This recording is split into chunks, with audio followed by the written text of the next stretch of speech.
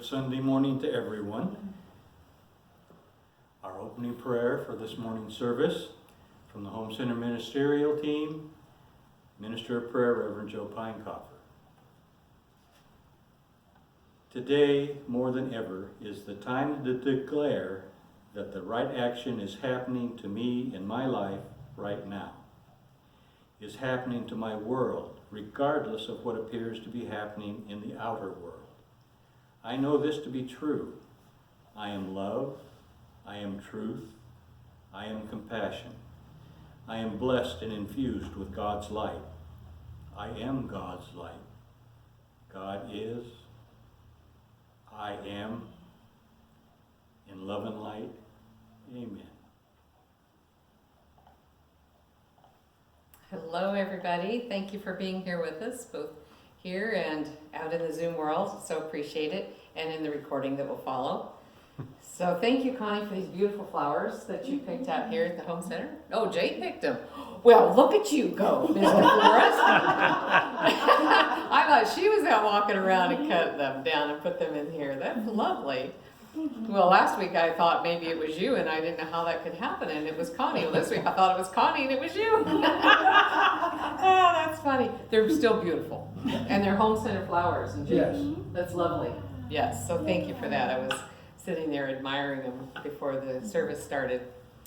So, want to thank everybody for being here. Today, the title of my topic is Yes, Yes, I Know. Ever said that? Yeah, I know. Okay, well, the story I'm going to share is from personal experience and from my observations.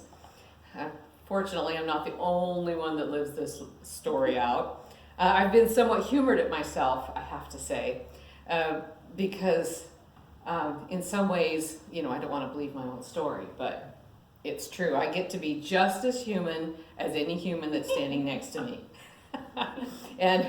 And I get to also have self-compassion as I go through my experience and as I have these self-realizations of my shortcomings and my humanness. So anyway, I'm not going to tell you the point of my story right away because I want to build the story first and then share the point of it. And I also am going to be kind of vague because I need to be vague about the details, but not the principles of the story because, I don't want it to be incriminating. So with those disclaimers in place, let us begin. So I've been having this situation that I've been living with for a couple of years now, and it's kind of frustrating, and it's caused me at times to have a feeling of not liking myself, not believing in myself, feeling diminished, whatever. Mainly frustrated. And it's caused, so I've experienced this other person's way of doing things that I don't agree with. But this isn't at the Home Center. Another disclaimer, it's not Home Center related whatsoever. But with this other person, the way they are doing things, I have been at times very vocal about my frustrations. And I'm okay with that part, about being vocal with it. However, I've been vocal with my frustrations and with my feelings of helplessness at times. Well, over the course of time, I've had a lot of people that I've been vocal with come up and ask me, well, how are things going in this arena? And I tell them my latest frustrations and all the things that are happening. And we commiserate over it. And then I feel vindicated and validated, and we go on our merry way. It's a pretty familiar story. But the ministers here at the Home Center, we've been studying a book. We've been doing a book study since the beginning of COVID. It took us a long time to get through the book, but it was still a very good book. It was called The 15 Commitments of Conscious Leadership. And in that book, it's a book that's written based on metaphysical principles, but applied to leadership. And so it was something I really enjoyed when I would sit myself down and actually study it. We have 1,000 excuses. I do. 1,000 excuses not to do that. And then the class would come and it's like, oh my God, I haven't read it, so let's get in. And then I read it, it's like, why don't I do this every week ahead of time and then live the principles? But nonetheless, so one of the principles is to identify where you feel like something is being done to you rather than for me, or it's like to me. How are things being done to me rather than for me or by me? And the principle of it is about taking full responsibility about what's happening in your world. And if it's being done to you, then the other person is responsible for it. If it's being done for me or by me, then I'm taking responsibility for the outcome or for what's happening. Or it's called radical responsibility for what's happening in your world. Well, after studying this for a while, I would hear myself complaining about this situation again, because I did it quite often. And as I would hear myself complaining about it, I would recognize that I was full blown into the consciousness of it being done to me. And I had to really face up to that. And I had a sense of living hypocrisy, living outside of the principles of my spiritual beliefs about what I think is true. So this behavior is not walking my talk. I'm saying one thing, but I'm doing another. And so I had to really be aware of that, because it started really creeping into my consciousness. So I had to do some soul searching about my situation. And I know that the only thing I can change is me. I can't change the other person. I can't change the situation, but I can change me. Well, that's Metaphysics 101. Who in this world doesn't know that, if it's involved or done any kind of studying in metaphysics? That's Metaphysics 101. But I wasn't living it. And to be honest, some part of me kind of enjoyed not having to be responsible. Quite honestly, it's not my fault. There's such a, whatever. And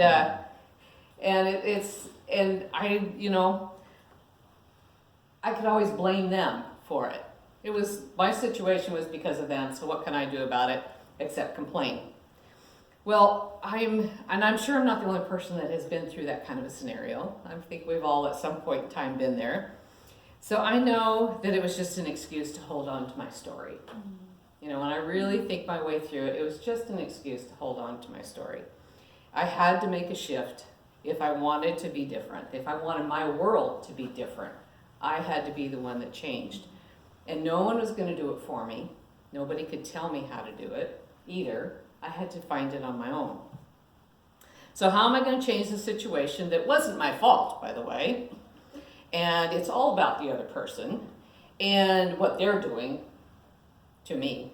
And I finally had to admit I had to change my attitude. My attitude had to change. Not about them or in my story, but my attitude had to change about my world, the world I was living in. So I finally sat myself down and I had a good stern talk with myself. And my higher self had to remind my earthly self that I am responsible for my world and how I experience it. And that truly is basic Metaphysics 101. It's not rocket science. We all know the words to that principle. So my earthly self said, yes, I know. But I don't really want to have to do it. But my higher self said, if you're going to be walking your talk, if you're going to be a leader, if you're going to live the life that you want to live with happiness, you're the one that has to make the change. So I felt quite irritated at my higher self, just like a parent. I mean, that higher self is like a parent. And you say, yeah, and then you go on your merry way because that's enough to buy you space until they quit bugging you. Yeah. So I realized all of this, and I also realized that it's so easy to teach these principles. It's so easy to preach these principles because they're so basic, and it's so easy to call other people out on these principles and point out their ways and point out to them how they should be living according to what we think is the truth for them. And I had to really come back to my own nuts and bolts in my own everyday living. How am I living every day the principles of what I know to be true? And it's not easy. It truly isn't. I realized I had to step up and be the person I wanted to see in my world, and to be my own change agent, and to stop telling the story of my woes.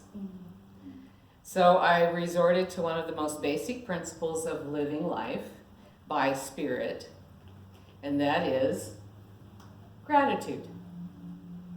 Another very basic metaphysics 101 approach to life.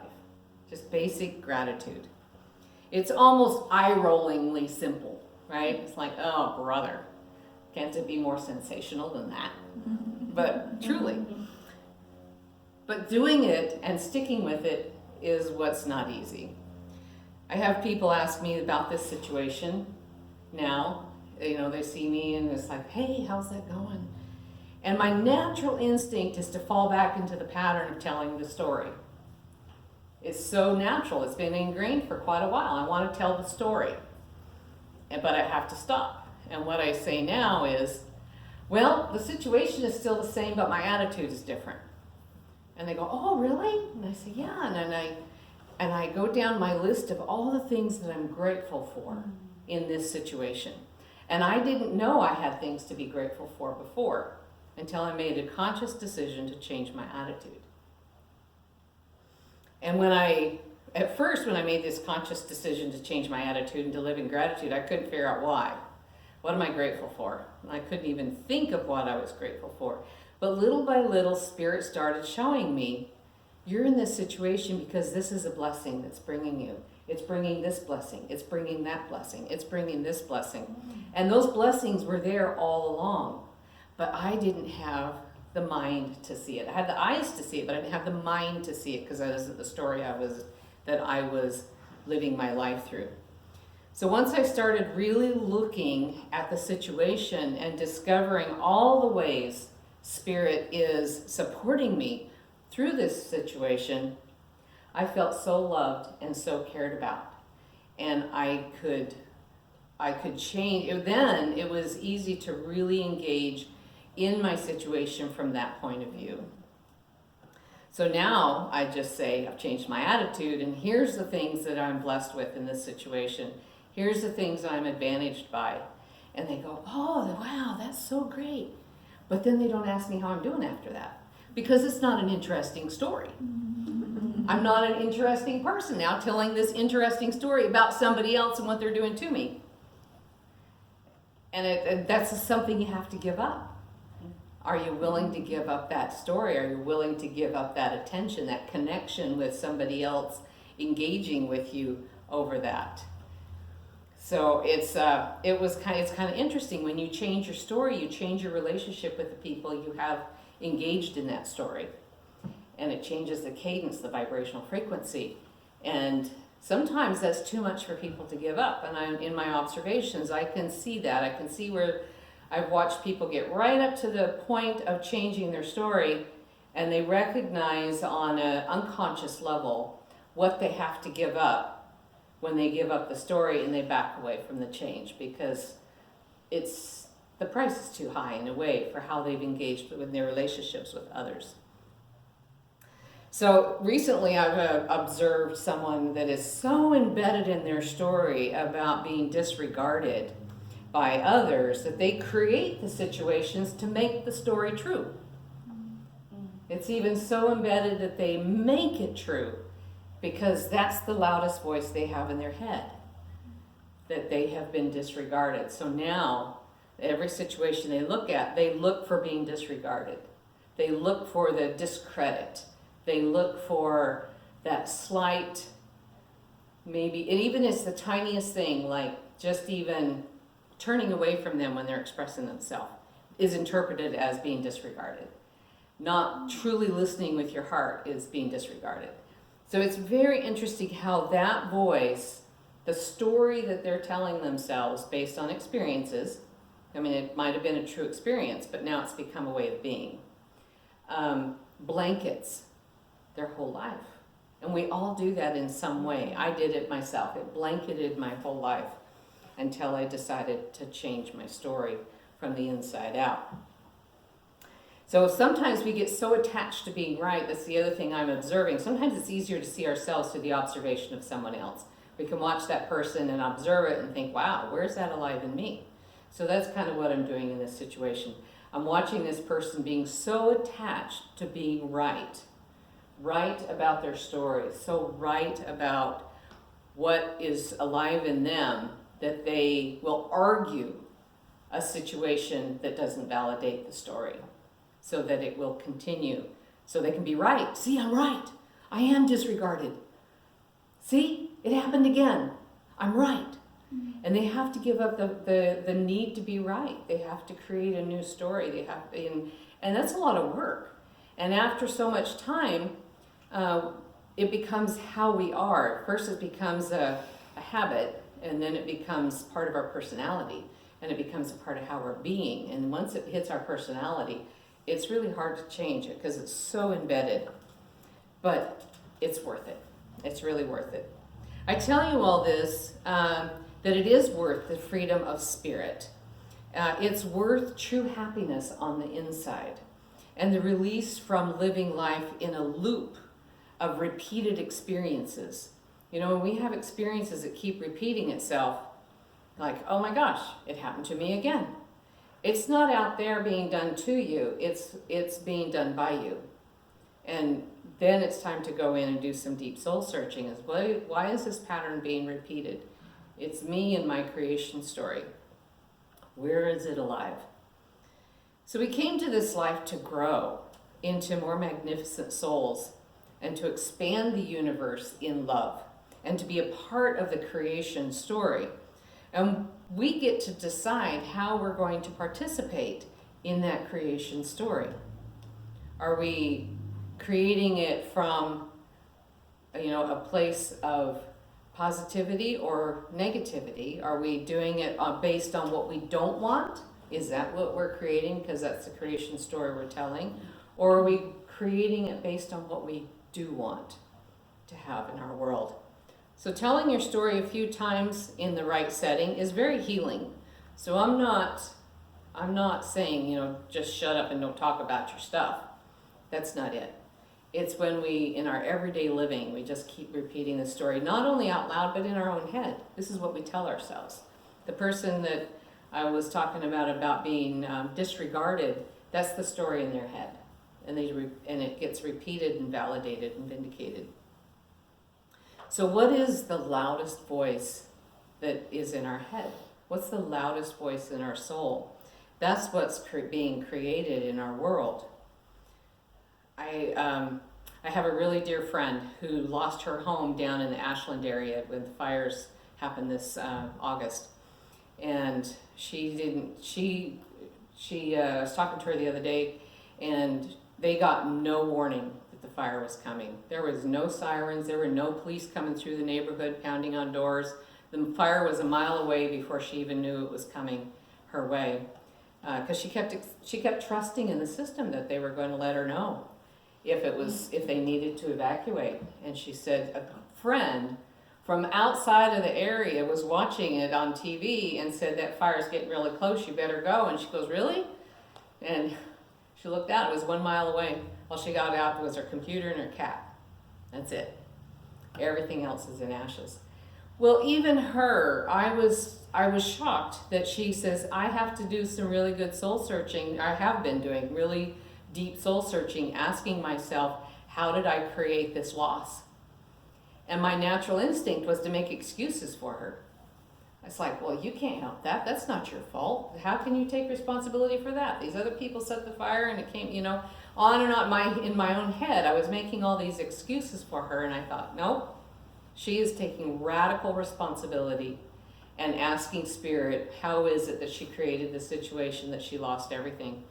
And Spirit answered her in the most beautiful, benevolent way of what the soul growth was for her, in that being emptied of everything that she owned materially, except for 2 things, her computer and her cat.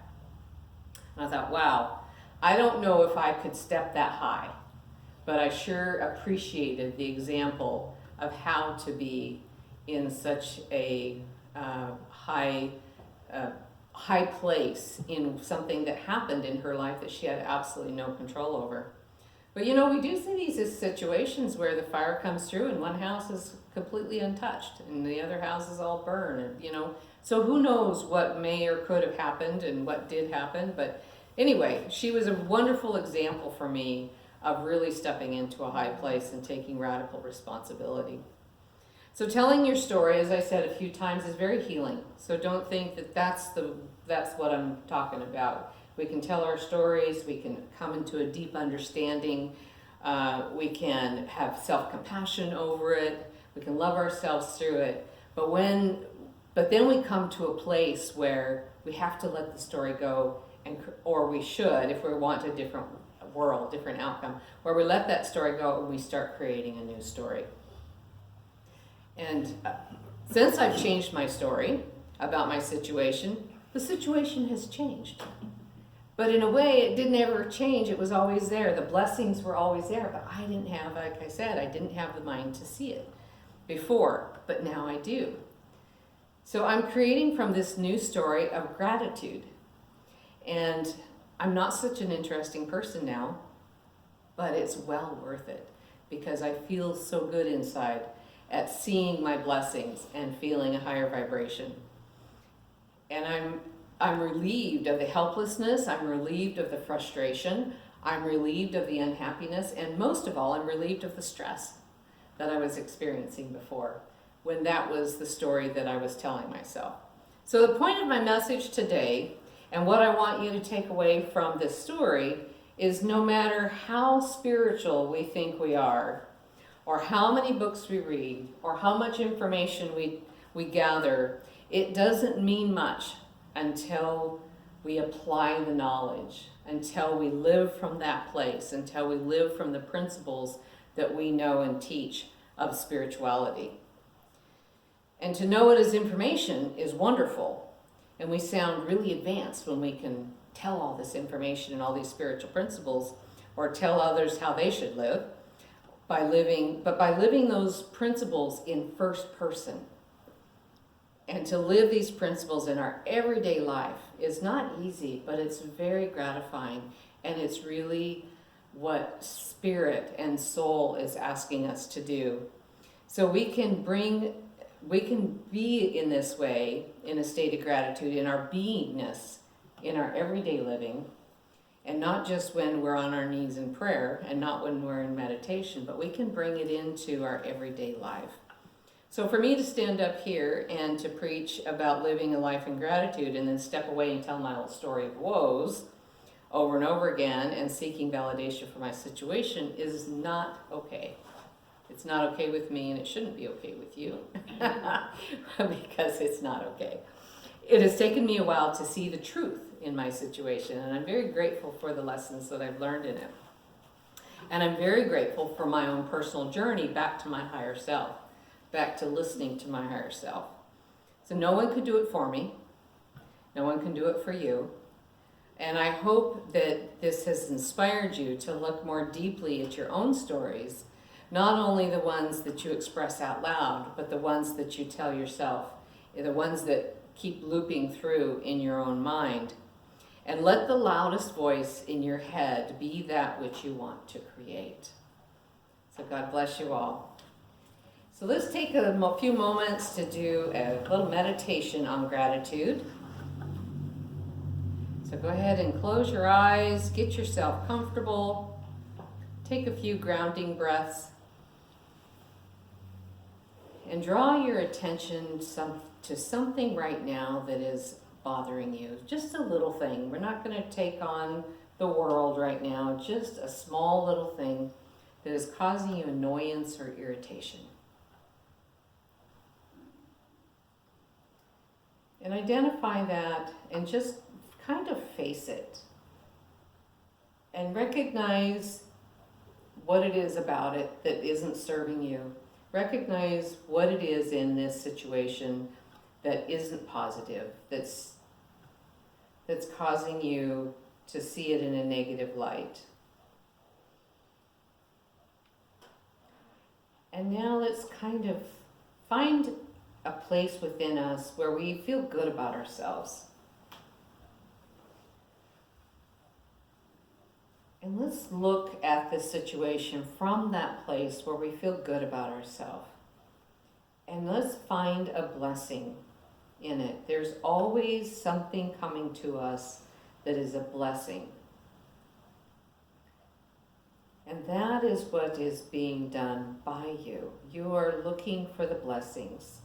You've created this situation to bring you some point of learning, to bring you some point of opportunity, some point of positivity. Put a positive spin on it that you can enjoy, even if it's as simple as that's something you don't want in your life.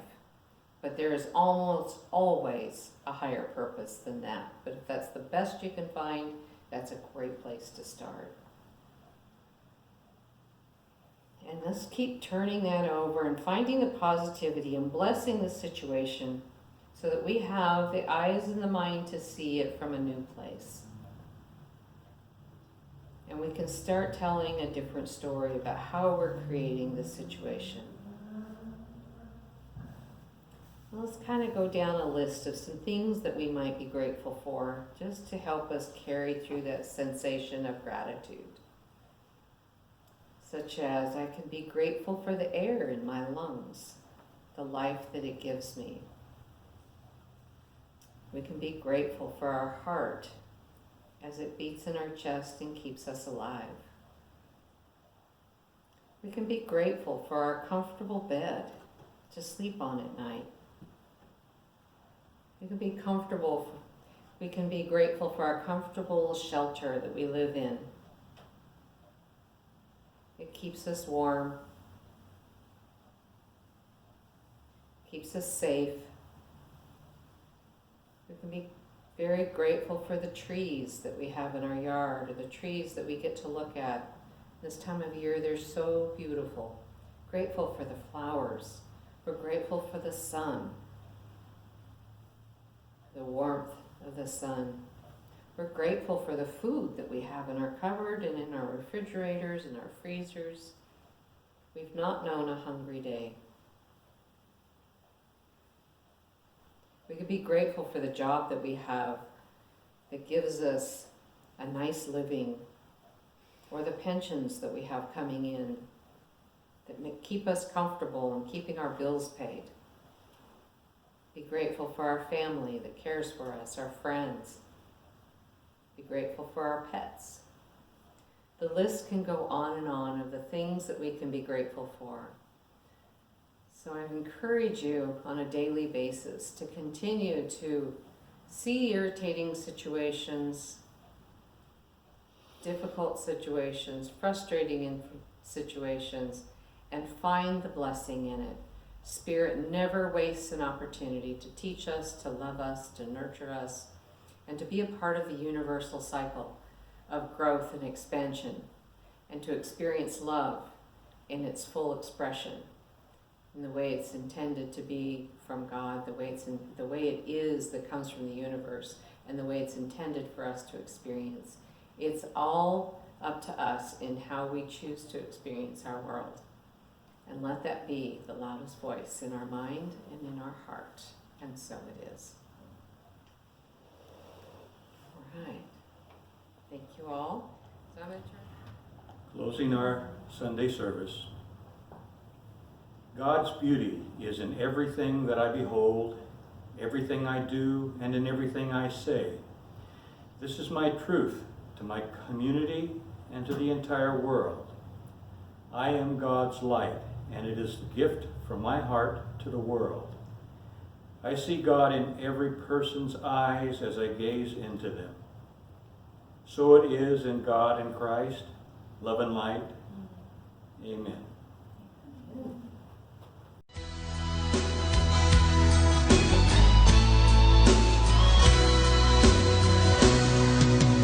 Arms around the world, around each other.